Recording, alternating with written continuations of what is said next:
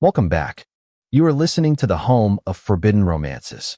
Prepare yourself, because tonight's story will leave you breathless. He didn't flinch. That was the first sign I had made a fatal error, the kind you don't walk away from. The serrated edge of my dagger was pressed flush against the jugular of the most dangerous man in the chaotic sprawl of Neo-Eden. Yet Cassian Valerius didn't panic, didn't shout for his guards, and didn't beg. Instead, he slowly, deliberately took a sip of his whiskey, the amber liquid swirling in the glass as the cold steel bit into his skin. "You're shaking, little bird," Cassian murmured, his voice a low, tectonic rumble that vibrated through the blade and straight into my trembling hand. "Is it the adrenaline? Or is it because you've just realized the intel you bought was a lie?" I tightened my grip, my knuckles turning white under the black tactical gloves. "Shut up," I hissed, though my voice lacked the lethal conviction it usually carried. "One move, and I paint this velvet couch red." "Go ahead." Cassian set the glass down on the mahogany table with a soft clink. He turned his head slightly, ignoring the risk, his eyes, molten gold and predatory, locking onto mine. "But we both know you won't. Because if you were going to kill me, run, you would have done it before I smelled you." My breath hitched. The air in the penthouse suddenly felt heavy, charged with a static pressure that had nothing to do with the storm raging outside the floor-to-ceiling windows. It was him. It was his pheromones. I was an assassin for the White Lotus Guild. I was a ghost. And most importantly, I was an omega on enough suppressants to kill a horse. I shouldn't have had a scent. "I don't know what you're talking about." I lied, but the lie tasted like ash. "Don't you?" Cassian shifted, his movement so fast it blurred. Before my brain could fire the signal to slice, his hand was wrapped around my wrist. His grip was iron, immovable. With a sharp twist that sent a jolt of agony up my arm, he disarmed me. The dagger clattered uselessly to the marble floor. He yanked me forward, crashing my chest against his broad, suited torso. The impact knocked the wind out of me, but what truly paralyzed me was the scent that flooded my senses: burnt cedar, ozone, and the dark, metallic tang of absolute power. An alpha. A dominant alpha of the highest order. "You picked the wrong target. Run," Cassian whispered against the shell of my ear, his free hand sliding down to grip the back of my neck, holding me in place. "But fortunately for you, I've been looking for a pet with claws." The cell wasn't a cell. That was the most terrifying part. I woke up in a room that cost more than my entire life's earnings. Silk sheets the color of midnight, walls adorned with Baroque art, and a balcony overlooking the neon-drenched misery of the lower city. But the door was biometric, and the collar around my neck was made of a strange, lightweight alloy that hummed faintly against my pulse. I sat up, my head swimming. The suppressants. They were wearing off. My body felt hot, a feverish prickling beneath my skin that signaled the onset of a heat I had delayed for 3 years. "Good morning." I snapped my head toward the corner of the room.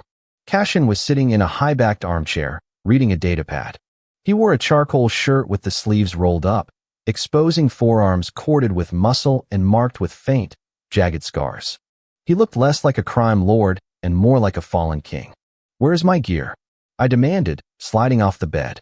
My legs wobbled. "Confiscated," he said without looking up. "Along with those poison pills you call suppressants. Do you have a death wish, Rin? Another month on those in your internal organs would have liquefied. Better dead than a prisoner." I spat, leaning against the wall for support. The heat was rising faster than usual, a rebound effect from the drugs.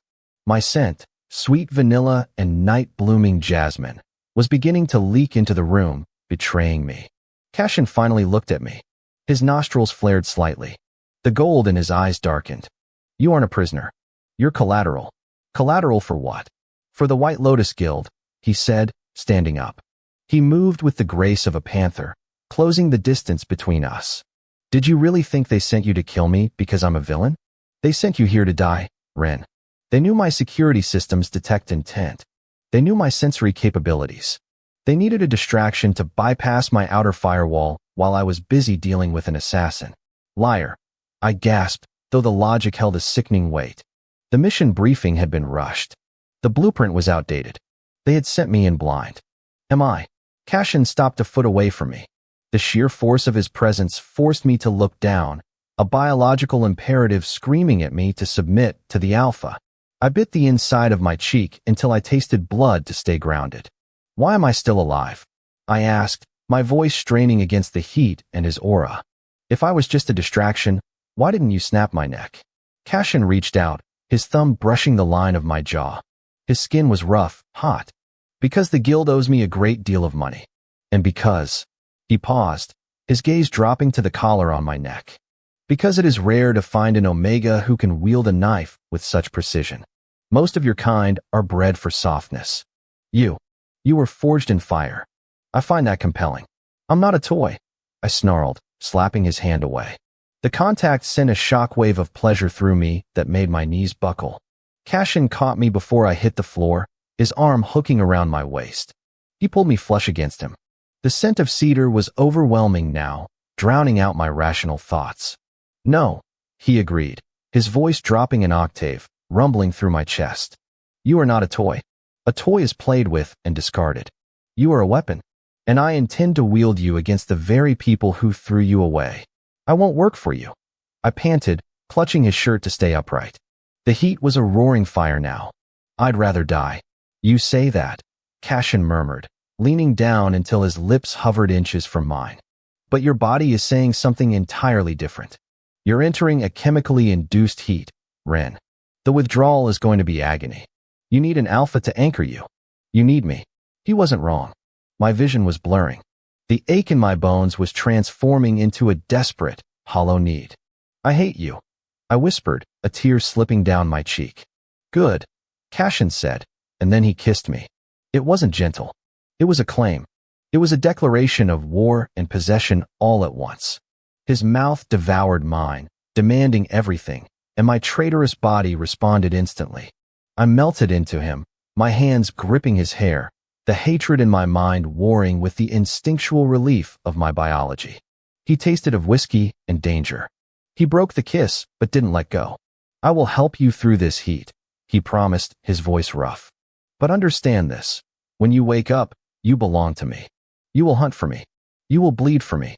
And in exchange, I will give you the head of the guild master on a silver platter. Why? I managed to choke out. Why go to these lengths? Cassian's expression shifted. For a fleeting second, the arrogance vanished, replaced by something ancient and weary. Because, little bird, loneliness at the top is a cliché I've grown tired of. And I suspect you've been lonely your whole life. He scooped me up into his arms as if I weighed nothing, carrying me back toward the bed. And as the fever took me under, I realized the terrifying truth. I was safer in the arms of the villain than I had ever been with the heroes. Weeks passed in a blur of training and tension. The penthouse became my world. Cassian was a demanding master. He didn't lock me up anymore. He didn't have to. The collar remained, a symbol of my leash, but the true tether was the blood pact we had formed during my heat. He hadn't marked me. He hadn't bitten the gland on my neck that would bond us permanently, but he had come close. The lingering scent of him on my skin was a shield that kept his subordinates terrified of looking me in the eye. He retrained me. He taught me that rage was a sloppy fuel source. He taught me to fight with cold calculation. You fight like you want to die, Cassian observed one evening, parrying my strike with a lazy flick of his wrist. We were sparring in his private dojo. He was shirtless, sweat glistening on his tattoos. I fight to win, I grunted, spinning to deliver a kick to his ribs. He caught my ankle, halting the momentum effortlessly. No, you fight to end the pain. There is a difference. He released me, shoving me back. The guild master, Silas, is coming to the charity gala tomorrow night. That is where we strike. Silas never leaves the citadel, I said, wiping sweat from my brow. He does when he thinks he's buying a rare weapon, Cassian said, walking over to the bench to grab a towel. I leaked information that I captured you. That I broke you. I told him I'm willing to sell you back. I froze. The blood drained from my face. You're selling me? Cassian stopped toweling off. He turned, his face unreadable. I am setting a trap. Silas is arrogant. He wants to see you humiliated. He wants to make an example of the Omega who thought he could be a killer. He will come to gloat. And if the trap fails? I asked, my voice low. If he has a countermeasure? Silas is an alpha too. A powerful one. Cassian walked over to me. The space between us crackled. Then we improvise. Do you trust me, Rin? I looked up at him. The man who had kidnapped me. The man who had forced me to face my own biology. The man who had given me better food, better clothes, and more respect in 1 month than the guild had in 10 years. I trust that you want Silas dead, I said carefully. Cashin smirked, a dangerous, sharp expression. Close enough. The gala was a sea of diamonds and deceit. I wore a white suit, a stark contrast to Cashin's midnight black. The collar was hidden beneath a silk choker, but I felt its weight. I played the part of the broken doll, eyes downcast, standing a step behind Cashin as he mingled with the corrupt elite of Neo Eden. He's here, Cashin murmured, taking a glass of champagne from a passing tray. I felt him before I saw him. Silas. His scent was cloying, rotting lilies and bleach. He walked through the crowd like a shark, flanked by 4 beta guards. Cashin, Silas greeted, his voice oily. I must say, I'm impressed. The famous Rinsinu, tamed. You've done what my best trainers couldn't. He just needed a firmer hand, Cashin drawled, his hand resting possessively on the small of my back.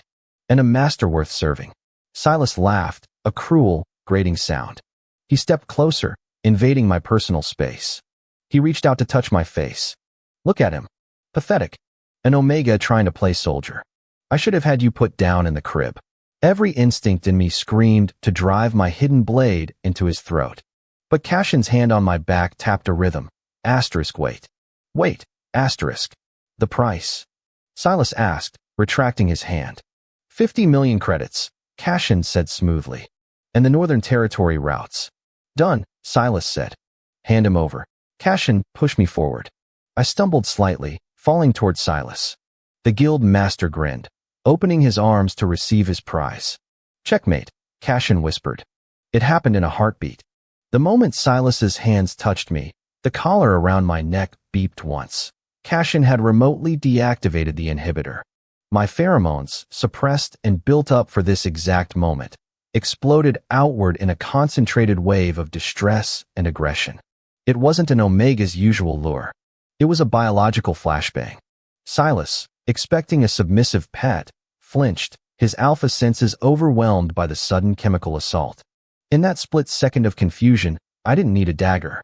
I grabbed the champagne flute from Silas's hand, shattered it against the table, and drove the jagged stem into his neck.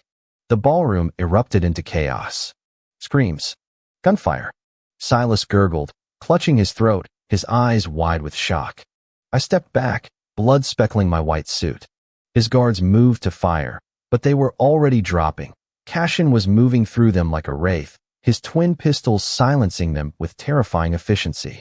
I stood over Silas as he fell to his knees. The man who had owned me. The man who had sent me to die. You were right, I whispered to the dying man. I am an Omega, which means I know exactly how to survive. Silas hit the floor dead. The room was clearing out, the elite fleeing like rats.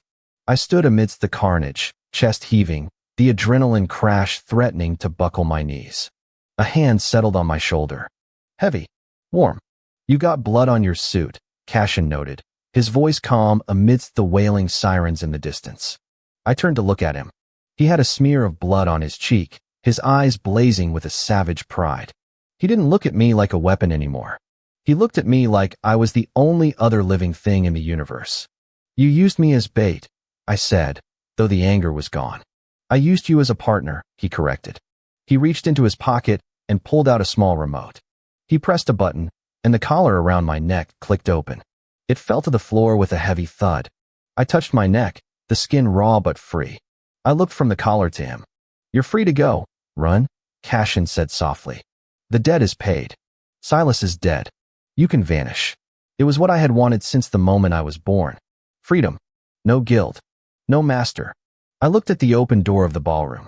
Then I looked at Cashin, the villain, the monster who had saved me from the heroes. I realized then that freedom wasn't about being alone.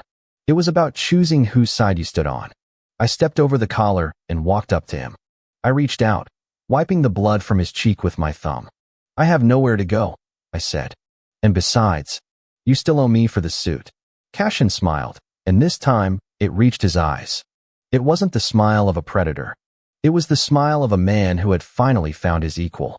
Then let's go home, he said. He offered me his arm. I took it. We walked out of the ballroom together, leaving the bodies and the past behind us. The world would call him a villain and me a traitor. Let them. In the end, the wolf doesn't concern himself with the opinions of sheep, especially when he has found his mate. And that is how the viper tamed the wolf, by realizing the wolf never wanted a cage, only a pack. If you enjoyed seeing Rin take control of his destiny and destroy his oppressors, destroy that like button. And tell me in the comments, would you forgive a husband who tried to kill you if it meant gaining your ultimate freedom, or is betrayal unforgivable no matter the outcome? I'll be reading your answers. Subscribe for the next chapter. Until then, prompt image. Prompt, masterpiece, best quality, high-res, 1.2. Korean manhwa style, semi-realistic, digital art. 2 men, BL, Yaoi, man 1. Ren, slim but muscular build, black hair falling over eyes, wearing white suit splattered with blood, holding a broken champagne flute, fierce and defiant expression. Omega, man 2. Cashin, tall and broad, silver blonde slicked back hair, wearing black suit, standing behind Ren with a protective and possessive hand on Ren's waist, smirking. Alpha energy, holding a pistol. Background is a chaotic luxury ballroom, shattered glass, panicked crowd in blur, dramatic spotlight on the couple, cinematic lighting, sharp focus, intense atmosphere.